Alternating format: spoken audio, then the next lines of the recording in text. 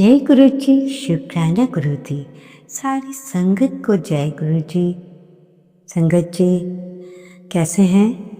परमात्मा की दया से आप सब बढ़िया ही होंगे। गुरु जी का मंत्र जाप शुरू करते हुए आज का शुक्राना सत्संग शुरू करते हुए आप भी मेरे साथ मंत्र जाप करिए। ओम नमः शिवाय। शिव जी सदा सहाय। ओम नमः शिवाय। गुरु जी सदा सहाय। जय गुरु जी। गुरु जी के चरणों में कोटि कोटि नमन। इससे पहले जो गुरु जी के चरणों में लाइक सब्सक्राइब समर्पित करे उसके घर में सुख समृद्धि की कभी कमी ना करें। हमारे प्यारे गुरु जी उन्हें भरपूर दें। गुरु महाराज उनकी हर इच्छा को पूर्ण करें। ऐसे गुरु कहाँ मिलेंगे जो दिन रात हमारा ख्याल रखते हैं, जो हमको या हम उन्हें याद करें न करें, सदा वे हमारी ऊपर रहम करते हैं और हम पर रोज खुशी की बरसात करते हैं। संगत जी आज जो हम हैं सिर्फ अपने गुरु महाराज की वजह से, बाकी तो हम परमात्मा की आज्ञा ना चाहें तो पत्ता भी नहीं ला सकते। ये बात बिल्कुल सत्य है। संगत जी आज का शुक्राना सत्संग शुरू करते हैं। संगत जी एक चाय का कप कितना भी महंगा हो जाए, एक चाय का कप कितना भी महंगा हो जाए, एक अच्छे से हमें चाय का कप इस बात की गारंटी नहीं देता कि इसके अंदर चाय अच्छी भी है। उसी तरह अच्छी गाड़ी, अच्छा घर इस बात की गारंटी नहीं देता कि इस घर को में जो अंदर बैठा हुआ आदमी सुखी है, क्योंकि बाहर से उसकी अट्रैक्शन तो अच्छी है पर अंदर से उसको कोई इसमें पावर तत्व है ही नहीं। जय गुरु जी। संगत जी यदि आपका पर्स खाली रहता है तो आपको और हमको अच्छा नहीं लगता। बिना पैसे के क्या करें? आपने क्या करना है?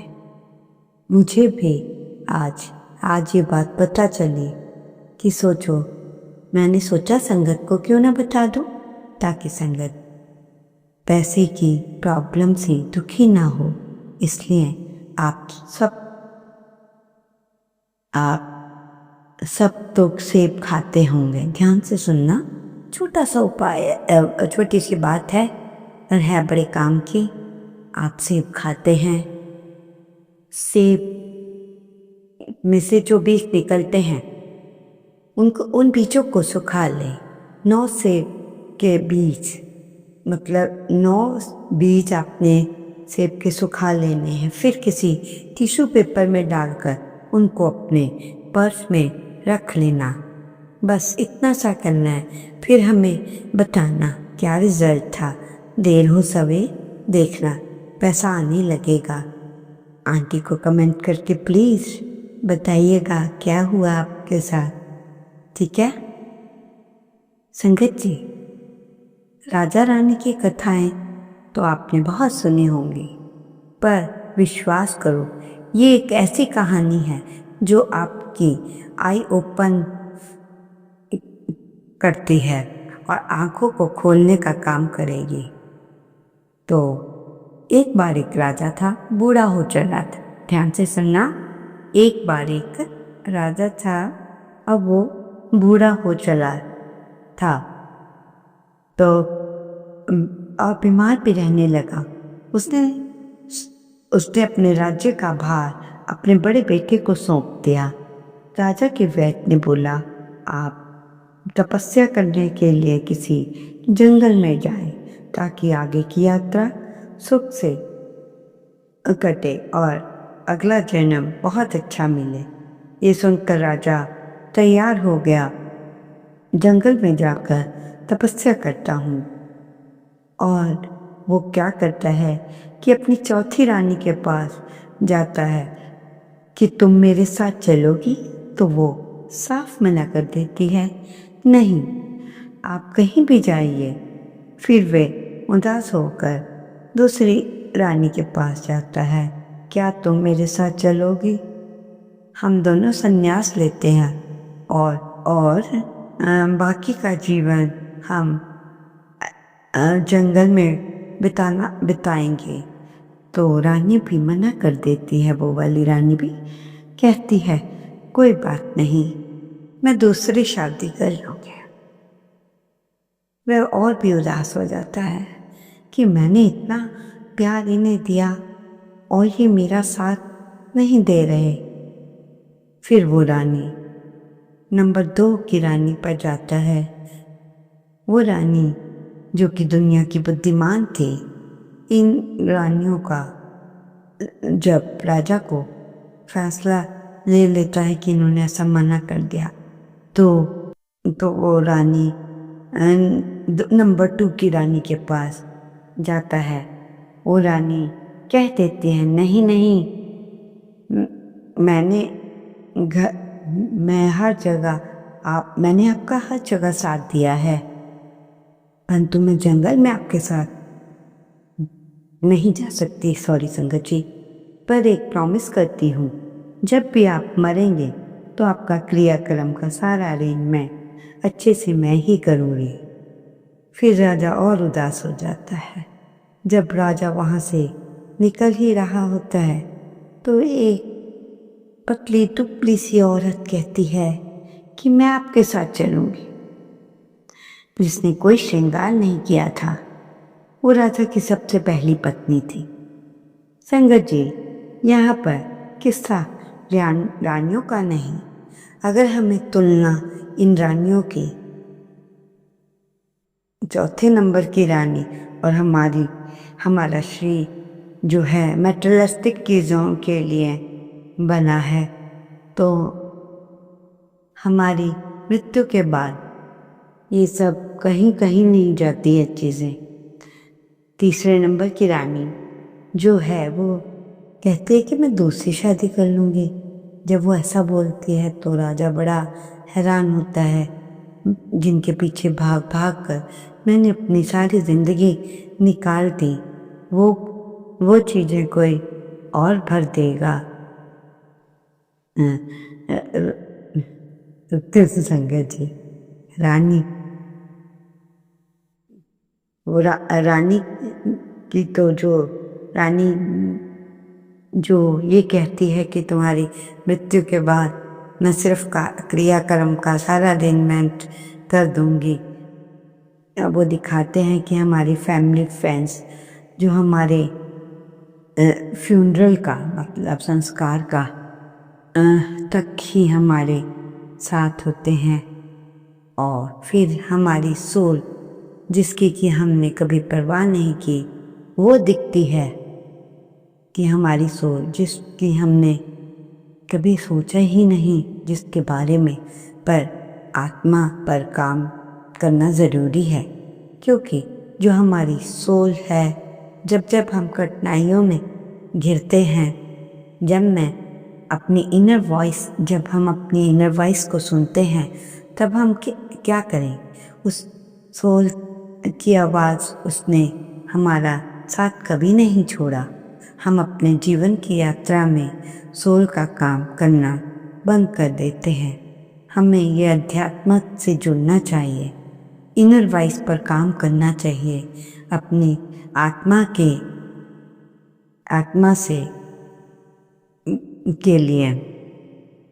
संगत जी, ज़्यादा टेंशन में रहने वाले 4 बातों को ध्यान से सुने। जिसके पास नींद है उसके पास सोने के लिए बिस्तर नहीं, जिसके पास बिस्तर है उसके पास चैन की नींद नहीं। इसलिए अपनी ज़िंदगी की तुलना किसी से मत करो।